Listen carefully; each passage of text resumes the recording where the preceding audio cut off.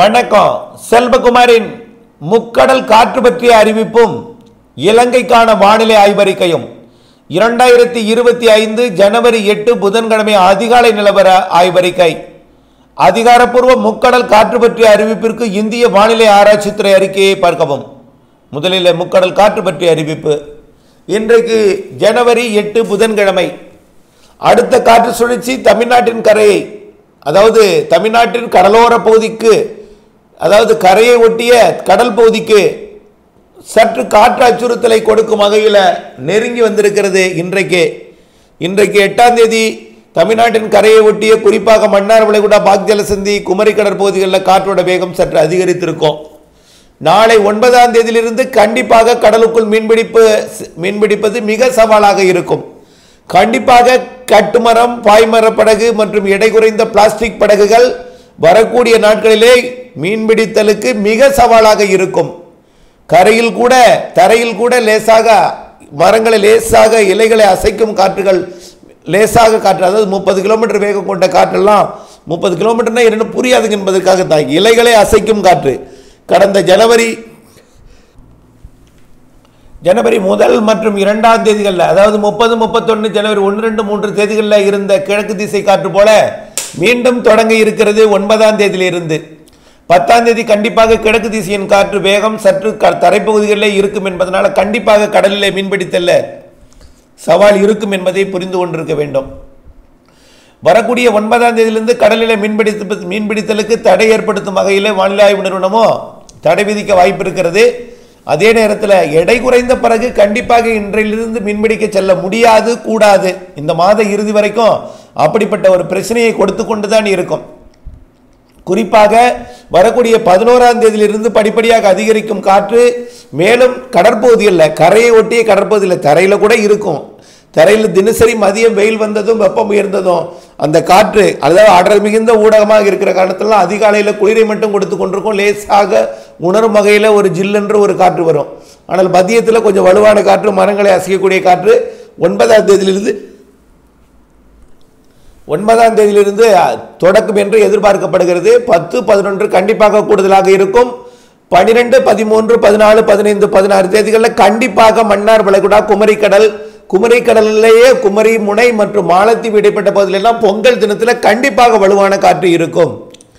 தூத்துக்குடி கொழும்பு, தூத்துக்குடி மாலத்தீவு, தூத்துக்குடி லட்சத்தீவு இடைப்பட்ட சரக்கு போக்குவரத்தை வரக்கூடிய 9ஆம் தேதிக்கு மேல் கண்டிப்பாக 10ஆம் தேதியிலிருந்து 100% உறுதியாக 11ஆம் தேதியிலிருந்து இங்கே நடத்துவது என்பது மிக சவால்.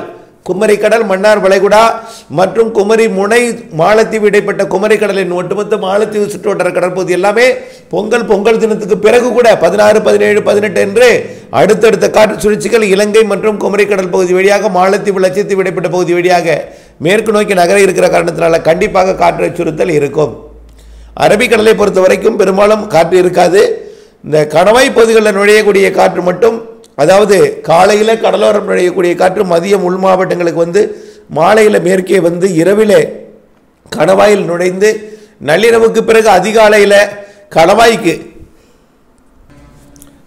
பகுதிகளுக்கு மேற்கே இருக்கக்கூடிய அரபிக்கடலிலே அதிகாலை நேரத்தில் கொஞ்சம் காற்று கிழக்கு திசையிலிருந்து கடலில் வந்து இறங்கும். அரபிக்கடலில் அந்த இடத்துல மட்டும்தான் கொஞ்சம் பிரச்சனையை தவிர அது வேறு எந்த பிரச்சனையும் இருக்காது. அரபிக்கடலை பொறுத்த வரைக்கும், அதாவது கொல்லம், கொச்சி ஒட்டிய கடற்பகுதி இது மட்டும்தான் இருக்கும். மேலும்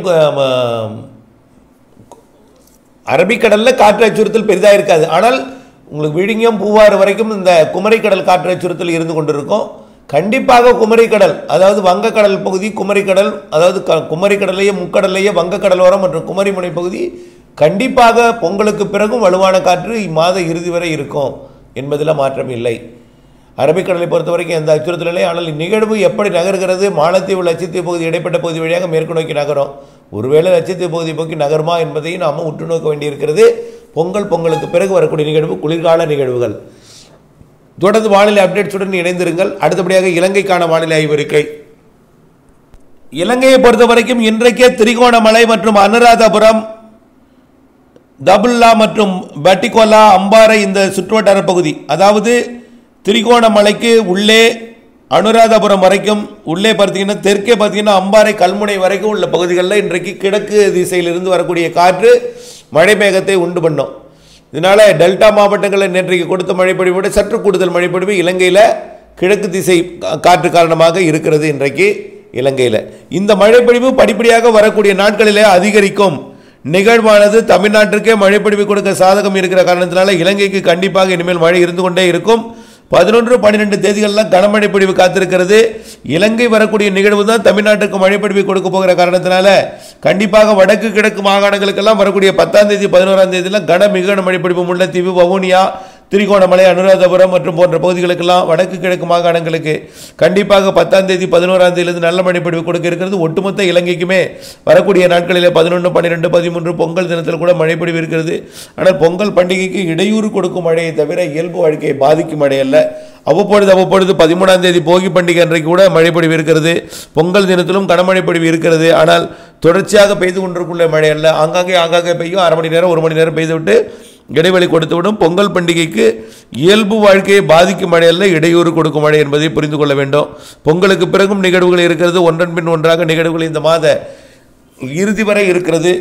இந்த மாத இறுதி வரையில் ஒவ்வொரு நிகழ்வும் கண்டிப்பாக தெற்கு முக்கால் பகுதிக்கு மழைப்பொழிவை கொடுக்கும். அவ்வப்பொழுது நிகழ்வுகள் தீவிரமடைந்து முன்னேறும் பொழுது வடக்கு கிழக்கு மாகாணங்களுக்கும் மழைப்பொழிவை கொடுக்கும். வரக்கூடிய 10ஆம் தேதியிலிருந்து 14ஆம் தேதி 15ஆம் தேதி வரைக்கும் உள்ள நிகழ்வு கண்டிப்பாக வடகிழக்கு மாகாணங்களுக்கு மழைப்பொழிவை கொடுக்கும். 11, 12, 13 சனி, ஞாயிறு, திங்கள், செவ்வாய், புதன் 5 நாட்களுக்கும் சனி, ஞாயிறு, திங்கள், செவ்வாய், புதன், அதாவது 11, 12, 13, 14, 15 பொங்கல் மாட்டு பொங்கல் தினம் வரைக்கும் மழைப்பொழிவு இலங்கைக்கு கண்டிப்பாக பரவலாகவே இருக்கிறது. ஆனால் ஒரே நேரத்தில் எல்லோருக்கும் கொடுத்து விடாது. ஒரு ஊரில் மழைப்பொழிவு தொடங்கினாலும் அந்த மழைப்பொழிவு தான் அடுத்தடுத்ததுக்கு நகர்ந்து மழைப்பொழிவை கொடுக்கும். அதிகபட்சமாக 1 மணி நேரம் 2 மணி நேரத்துக்கு ஒரு நாள் ஒன்றுக்கு கொடுக்காது. ஆனால் ஒட்டுமொத்த குழப்பமான வானிலையும் மேகமூட்ட வானிலையும் தூறல் சாரலையும் விட்டு மழைப்பொழிவு என்று வரக்கூடிய 10ஆம் தேதியிலிருந்து இலங்கைக்கு கண்டிப்பாக இருந்து கொண்டே இருக்கும். இந்த மழைப்பொழிவு மட்டுமல்ல, ஜனவரி மாத இறுதியிலும் நிகழ்வு இருக்கிறது. அதாவது இப்பொழுது இருக்கக்கூடிய நிகழ்வு 11ஆம் தேதி 12, 13 வரைக்கும், 14, 15, 16 மேலும் ஒரு நிகழ்வும் 16ஆம் தேதியிலிருந்து 2-3 நாள் இடைவெளி கொடுத்தாலும் தென்னிலங்கையில் மழை இருந்து கொண்டு தான் இருக்கும். அதாவது ஹம்பந்தோட்டா மற்றும் கல்முனைக்கு தெற்கே காலி போன்ற பகுதிகளுக்கு மழை இருந்து கொண்டே இருக்கும். அதாவது விட்டு மழை இருந்து கொண்டே இருக்கும். என்ன நிகழ்வு எல்லாமே இலங்கையோட தென்கிழக்கு தெற்கு பகுதி வழியாகத்தான் குமரிக்கடல் மாலத்தீவு பகுதி நோக்கி நகர இருக்கிற காரணத்தினால மழைப்பொழிவு இலங்கைக்கு இருந்து கொண்டே இருக்கும். அதனைத் தொடர்ந்து இந்த மாத இறுதியிலும் நிகழ்வு, அதாவது 22ஆம் தேதிக்கு 19லிருந்து 22ஆம் தேதி ஒரு நிகழ்வும், 26லிருந்து 30ஆம் தேதி வரை ஒரு நிகழ்வும், அதேபோல் பிப்ரவரியிலும் நிகழ்வுகள் இருக்கிறது. வளிமண்டல இடையூறு கொடுப்பதன் காரணமாக இந்த மழைப்பொழிவெல்லாம் ஒரு வலுவாக இல்லாமல் தமிழ்நாடு வரைக்கும் ஏறுவதற்கு இல்லாமல் இருந்தாலும் இலங்கைக்கு நல்ல மழைப்பொழிவு காத்திருக்கிறது. அதேபோல் வளிமண்டலம் சாதகம் ஏற்பட்ட பிறகு கோடை மழை நிறைய இருக்கிறது என்பதை நினைவில் கொள்ள வேண்டும். கோடை மழையை குறைந்த நேரத்தில் பெய்யக்கூடிய அதிக மழைப்பொழிவை கோடையில் நிகழ்வுக்கு 4-5 நாள், மாதத்துக்கு 4-5 நாள் நல்ல மழைப்பொழிவு காத்திருக்கிறது. நிறைய மழைப்பொழிவு கூட தெரிகிறது. அவற்றை சேமித்து மழை இல்லாத நாட்களில் பயன்படுத்துவதற்கு பண்ணை குட்டைகள் அமைத்திடுவோம், மழைநீர் சேகரிப்பை அமைத்திடுவோம். தொடர்ந்து இணைந்தே இருங்கள் திட்டமிட்ட ஆய்வறிக்கையுடன். வானிலிருந்து விவசாயம் செய்திடுக, இடைவெளியிலிருந்து அறுவடை செய்திடுக. நன்றி.